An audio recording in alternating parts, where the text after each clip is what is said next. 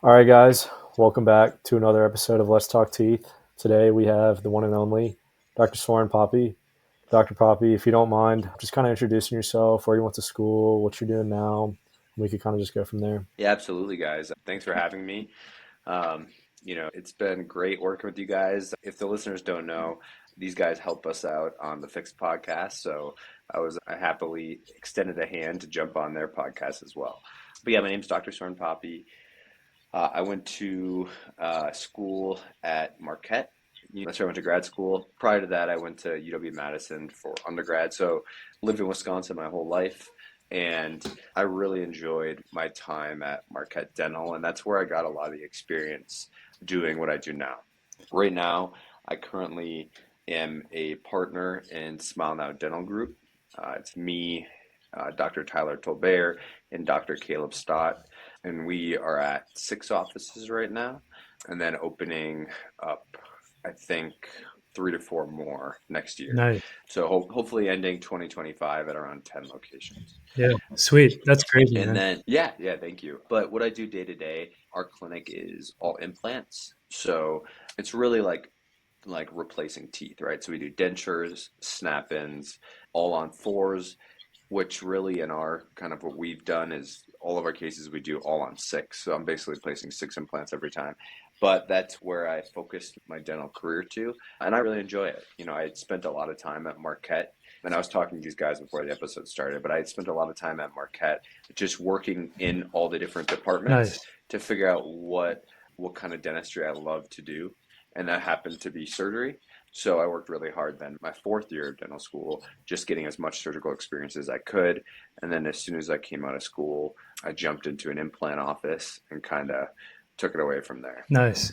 So, Soren, what made you jump the gun and go kind of on the full arch wave after you graduated? So, you worked in an office, and what made you want to do it on your own at this point? Yeah, for sure. So, I mean, I always was really into the business side of dentistry. I knew I never wanted to work for somebody. That was never kind of in the cards for me.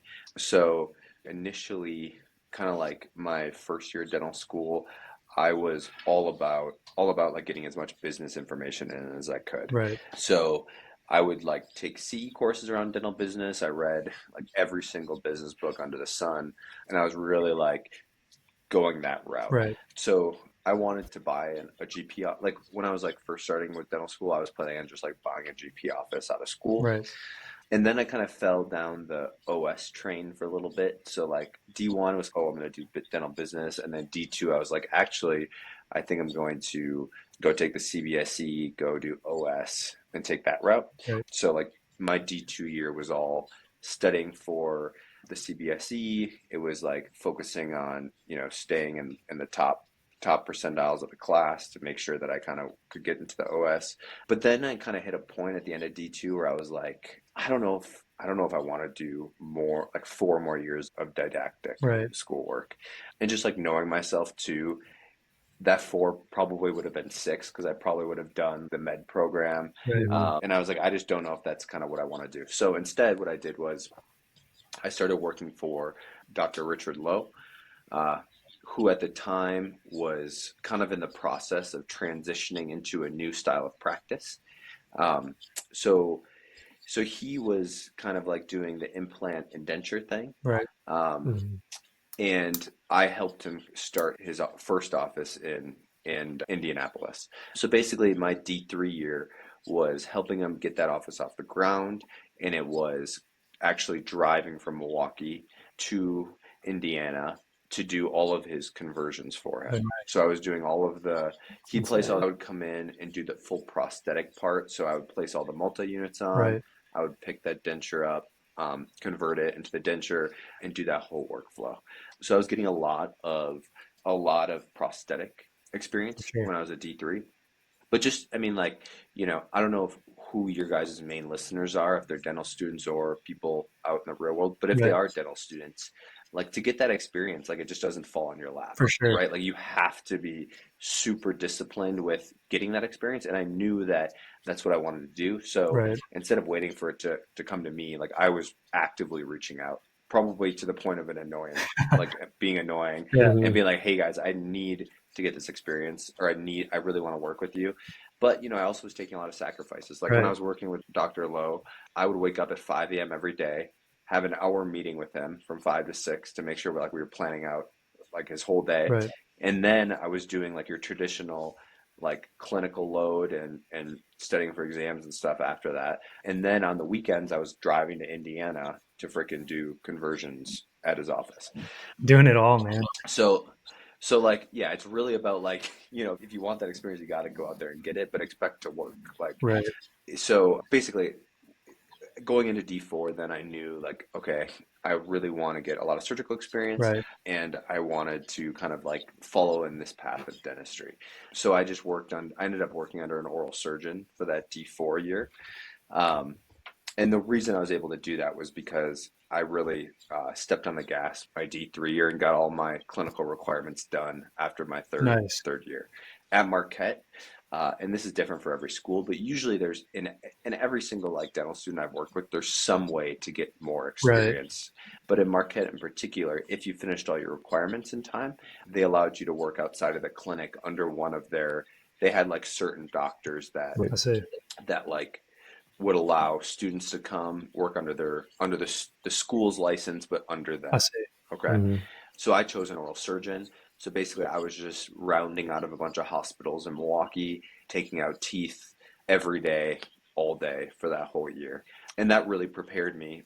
That on top of doing the prosthetic stuff For for all sure. fours for getting into the more like full mouth reconstruction Right. type of implant dentistry. Mhm. But yeah, when I finished school, I was totally confident in my abilities, and I knew that I could jump in and do a pretty good job by myself. For sure.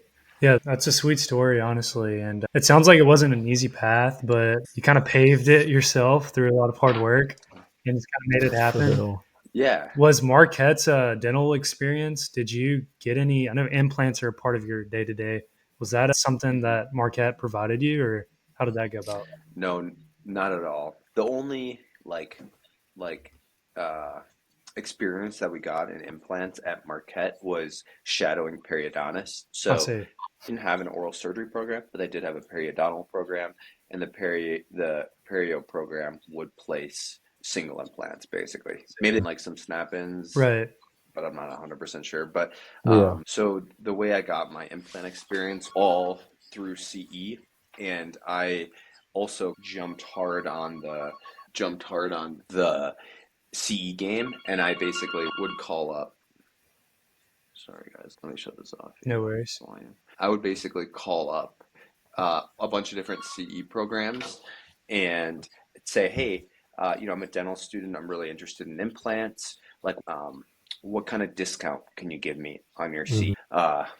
And I also would go as far as like just let people know, like, hey, how about this? Like, I have no money at all, but you know, I really want to learn like what you're putting out there. Right. I will come and like do video content for you in order to get Experience. experience. So I would do like a lot of like I would come in and like take videos for them and like edit them together so they had something to post on their social media, Right. and then in Mhm. return, I would get to go to that course for free. Yeah. That's So awesome.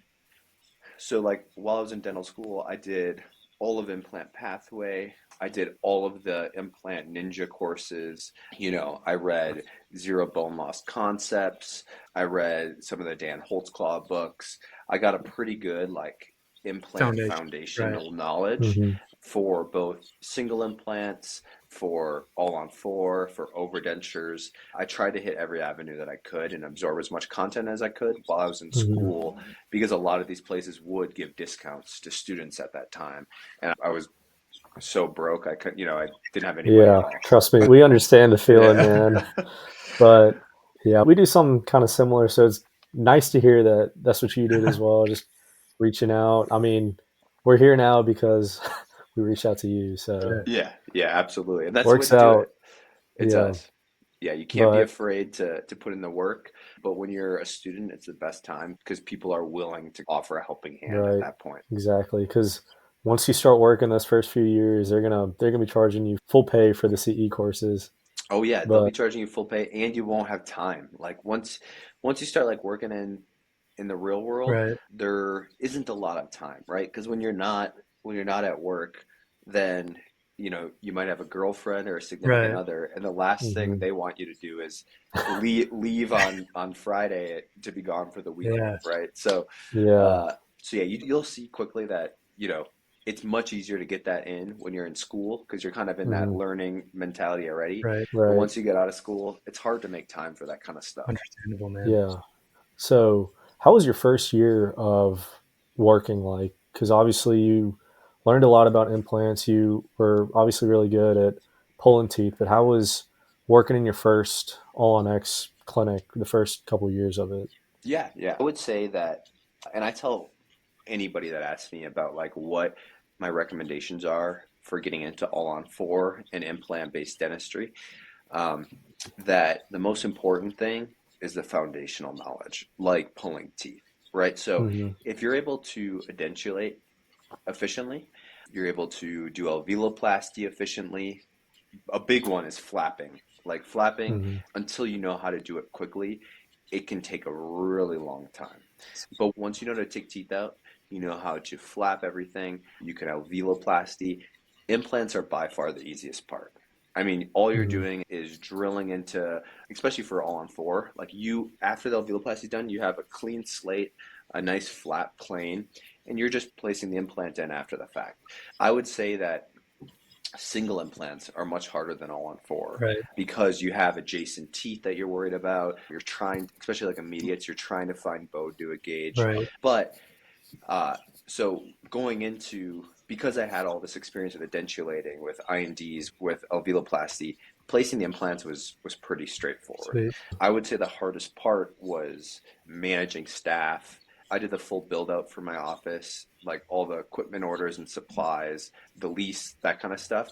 So Hmm. honestly, like the business aspect of it was much harder than the surgical aspect for me because I Yeah. built up that foundational knowledge. But if you are an associate somewhere, right? Right. And you're like maybe trying to get into all on four, I would tell you that I think that the most important part is trying to get as many of those like denture patients that you can. Edentulate as many Hmm. arches as you can. And when you're edentulating those arches, don't be afraid to flap. Right. Flap everything for that Hmm. edentulation and use it. Maybe you can make the excuse that you're just like doing alveoloplasty, rounding the ridges off really well, and practice suturing everything because these little things in the beginning take a really long Sure. time. And if you try to jump into an all on four and you've never even flapped the Yeah. maxilla, Nightmare. it's going to be it's going to be a nightmare, not only for you but for also for the patient Right. because the longer that patient's in surgery, the one, like if you have them just under oral conscious sedation, it's miserable for them in the surgery. Right. But even if the patient's under IV, the longer that patient's in surgery, the like you will see a drastic difference in the healing of that I patient. see. A patient that's in surgery for 1 hour versus three, they will look significantly more swollen. There's a lot of I other see. factors that come into play. Yeah. Uh, Hmm. so, so I would say that yeah, that first year was a lot of learning where my boundaries were as far as surgeries go, and then Hmm. just learning how to manage staff, how to manage payroll, how to manage patients' expectations. Right. I would say that's another really big one. You know, it's really easy when you're like trying to sell cases to tell every single patient, oh, hey, this is going to go great. Don't worry about it. Like everything's going to go perfect. Right. Hmm. But then you quickly realize that as soon as something goes wrong and you made all these promises to that patient, much worse dealing with Yeah. that For patient. sure. So now I'm kind of at a point where I'm super honest with all of my patients. Right. If a patient's coming in to get a denture, I tell them straight up, I'm like, hey, listen, you're not going to like this. Like, dentures are not fun, Right. and Mm. it's not going to be a fun experience for you. Right. That's why we have options that have Right. implants. Right. However, if this is the only thing that you can afford, Right. it is much better than the current situation that you're in. But just be ready for that transitional time. Right. Be ready to have difficulty eating, talking, any of these little things because it is going to be a process. But if you tell that patient instead, like, hey, the denture is going to be great, like, it's just a small learning curve, blah, blah, blah, blah. Right. Like, dealing with that patient after the fact is going to make your life miserable. Yeah. That makes sense too, because you don't want to sell them on something and then they're just right back at you saying that, hey, you promised this and I got this. So totally understandable. Soren, do you do any of your implants guided or do you do it all freehanded? When I first started placing implants, I would do singles guided, but I quickly like kind of jumped off the guided train at all. So I think as a dentist learning to do implants, you can get a very basic pilot guide. Right. And all a pilot guide is essentially just like a stencil that goes over the teeth that shows you the angulation of That's it. where that first drill Very should go. simple. Really simple, and it's pretty basic to get. They're not expensive. If you want to design them yourself, it's really easy to design them yourself. But once you get into all on fours or even snap-ins, I'm very on the non-guided kind of Right. bandwagon. And the reason why is just one, any kind of like fixed guided surgeries are typically stackable. So what that means is you have a guide that typically will go over a couple of teeth and then screw into the maxilla.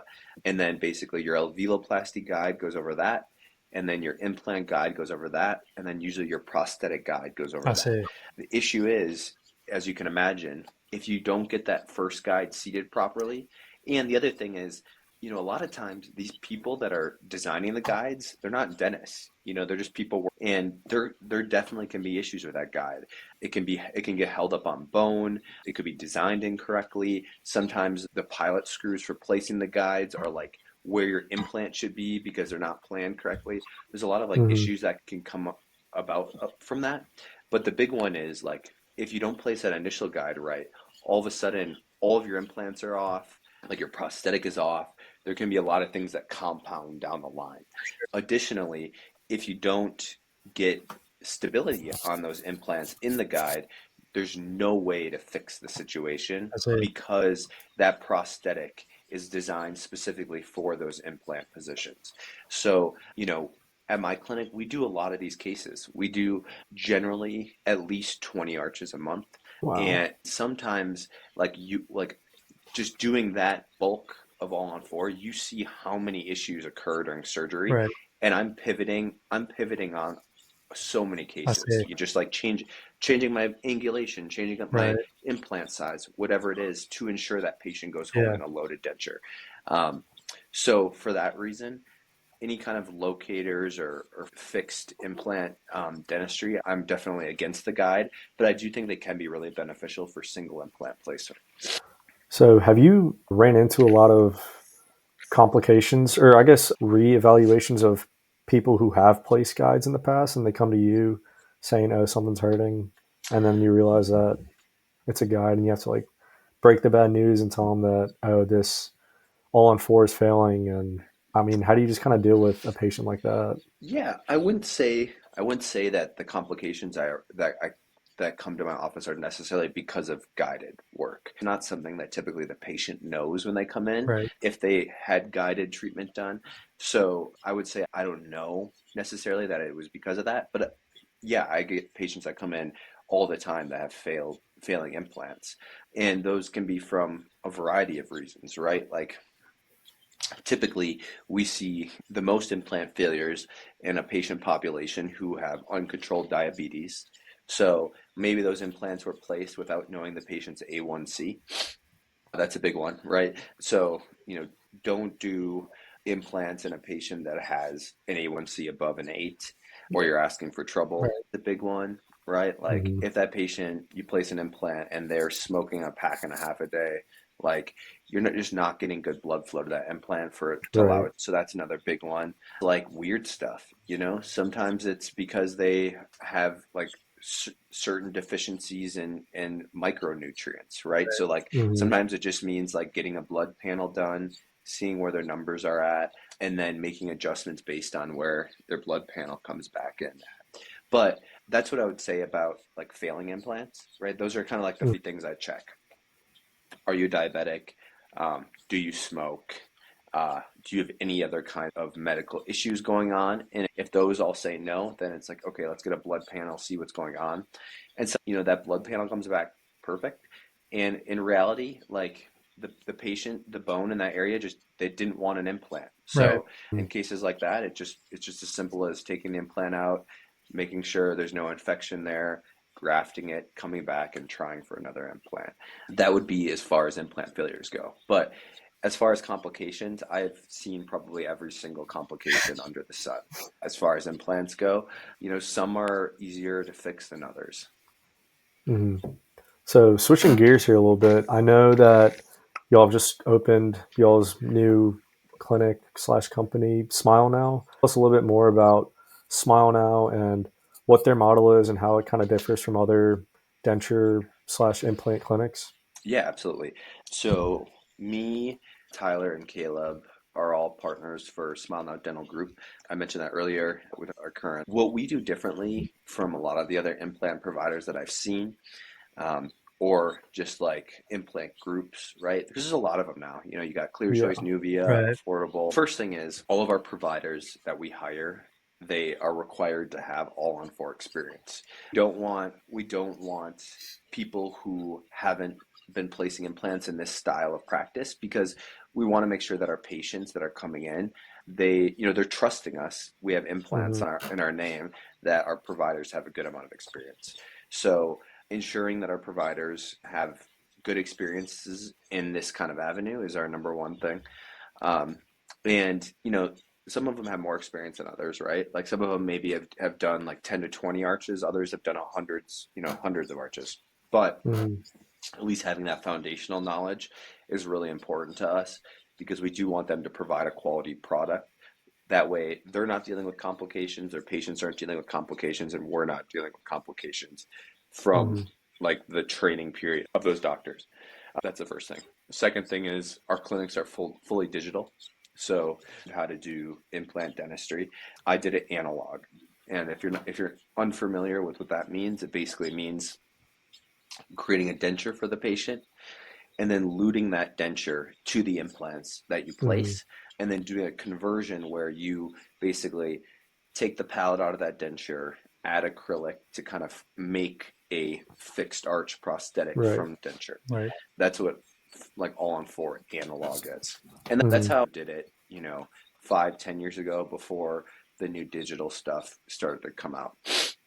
So what we do now, because we found that it's much better for patient experience, doctor experience, overhead, kind of checks all the boxes doing it For digital, sure. is Mm-hmm. that we outfit all of our offices with, top of the line 3D printers. We really like Formlabs 4B. It's a very fast printer that prints very accurately, Nice. and it's open source, so you can print any kind of material.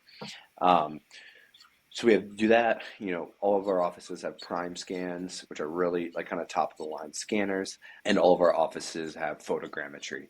And if you're unfamiliar with that term, photogrammetry is essentially a scanner that its only job is to find the implants in 3D space.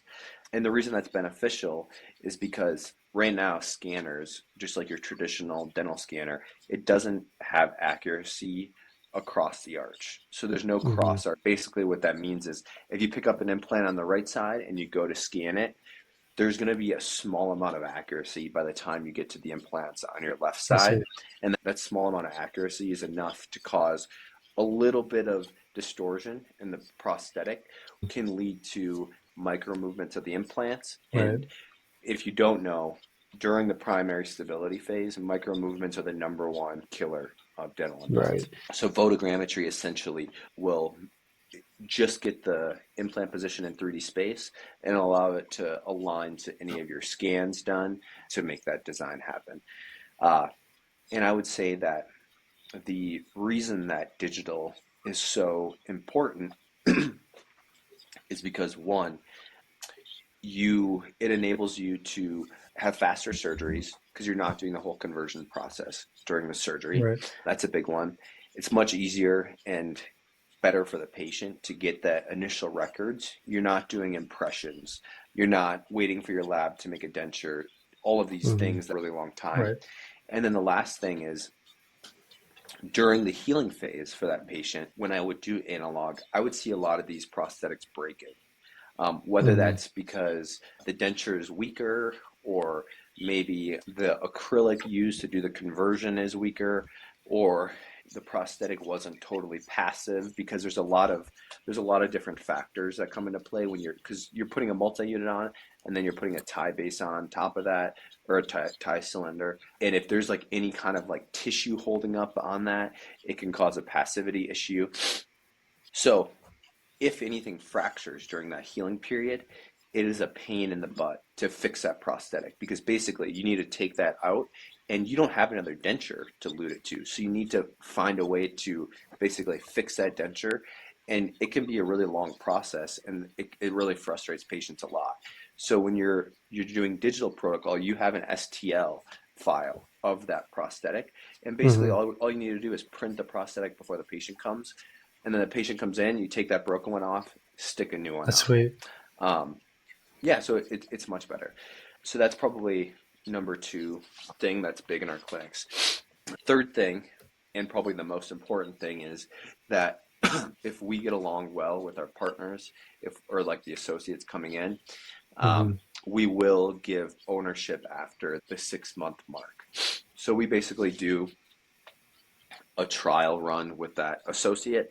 And what that means is we want to make sure that they enjoy their time at our clinic, Right. and we, think that they're clinically ready for. And then after they're there for that 6 months, we give them the opportunity to own a portion of that clinic. Nice. And what that differs from a lot of different groups is most groups have some sort of like ownership structure, but a lot of times it's not real ownership. It's kind of like a ownership based on like, it's not And things of that nature. yeah, right, whatever it is, like, but generally they don't own like an actual part of the office. They just own like a portion of the I profits of the see. office. And that's true for most of these groups: Affordable, Nuvia, Clear Choice. I know that all of them have some sort of avenue where they're like making profits from the office, but the reality is it's not actual ownership.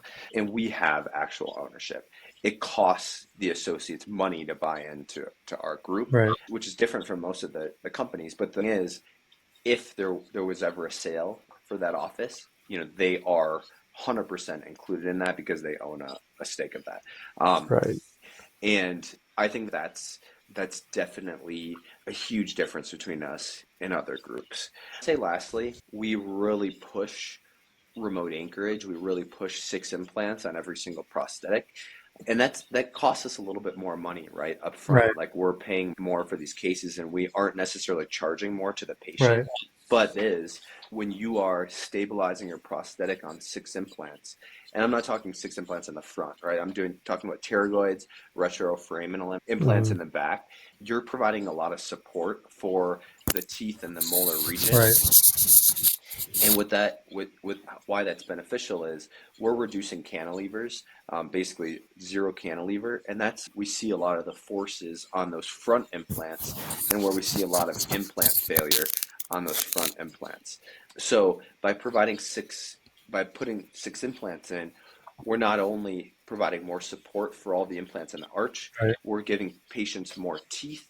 We're providing solutions. If there is any implant failure, we're kind of like over engineering it Right. ahead of to where that's also beneficial is a lot of our like temporaries and our patients that are healing, we're not getting a lot of fractures in those prosthetics, because they're supported by so many implants. Sure. We don't see a lot of like issues during the healing phases. That's awesome. Yeah. So that would be kind of like my probably top 4 Right. differences between us and other clinics. And the reason that we implemented all those things is because all of us have worked in different fields in the dental industry, and those were all the main issues that we saw. For sure. And by these things, we've kind of eliminated a lot of the huge headaches that we Right. see in implant dentistry. Yeah, man, that makes perfect sense. And it sounds like it's pretty a unique business model that you have. And it sounds like it should be very successful. And I know that you and Tyler both have been putting in a lot of work into this area and then the specific niche of dentistry. So I definitely think y'all deserve all the success that comes y'all's way. Well, hey, I appreciate No it. problem. As we wrap up here, final question is, do you have any advice for dental students who want to tap into this realm of full arch dentistry? Yeah, absolutely. I kind of alluded to it a little bit before, but I would say that when you're in dental school, the most important thing is experience. So, sorry, I have like a little bit of a cold, so I'm a little stuffed up. No But worries. the thing is, when you come out of dental school, it is so difficult to get experience. It just is. Like you're gonna get when you come out of school, you're gonna get like owner doctors who say, "Oh yeah, like if you come to my office, you're gonna get a lot of experience with root canals. You're gonna get a lot of experience with surgery. I'm gonna be mentoring you for all this stuff." Right. But the reality is, a lot of times these doctors don't have time to be over your shoulder during a case, right? Right. They need to make money too, right? They're there to make money. And when they're in the op with you, like helping you do a root canal, Right. they're taking away from the production that they have for that hour to help you out. And the reality is they're just not going to do For that. sure. So all of the my colleagues who like are in GP offices that they went there to get more experience. Like the reality is they're still just doing a lot of like basic fillings, crown and bridge. They're not getting those advanced procedures that they were promised. So what are the different avenues to get those experiences? Well, you either get it when you're in school by going to your department heads, you know, basically picking their brain or letting them know, like, hey, you know, head of OS, like, I really want to get extraction experience. Right. What can I do to get that extraction experience? And if they say, oh, well, we have an OS department, like, we don't have room for that. Well, then just tell them, hey, that's totally fine. Can I take, I don't have a patient this Friday. Would you mind if I come and just assist for these procedures Right. so I can watch?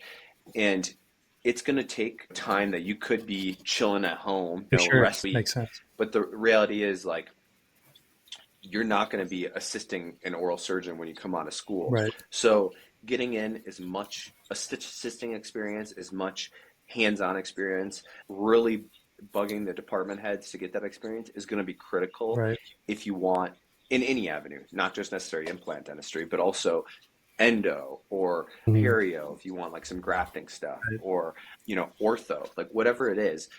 And I would really stress anybody who's in your guys' shoes, right? Like D2s or even D3s, to get as much experience as you can. You might have an idea that you want to come out and do implant dentistry, but the second that an extraction goes wrong, like it's not like surgery's not can be very difficult, right? And that might not be Right. something that you want to do after you do one or two. So I would really urge anybody that's kind of in that D2, D3 area to not just don't like One that. tunnel vision Right. yourself into one area. Get as much experience as you can. And that way, when you do lean towards one area and you tunnel yourself in, you're not like thinking, oh man, the endodontist down the street, they're really living it good. Right. Like I wish I would have went that route. Sure. Yeah. Because that's what happens with a lot of people, they like just get an idea in their heads. They just kind of sit down and shoot for that one idea. And then all of a sudden, if it's something that they don't like, then they're like in a situation where they can't really get out of, and they're in a place where they might not like that style of dentistry. Makes So, sense. and I really liked OS, but you bet your ass I did more molar endo than any other kid in my class as well, Right. in Mhm. order to know that I liked the surgical part of dentistry. For That sure. would be my main tip for dental students is get as much experience as you can, bother the department heads, really, really spend any extra time you have in the dental school. You don't need to be boozing it up at noon on a Friday with your boys when you're in dental school.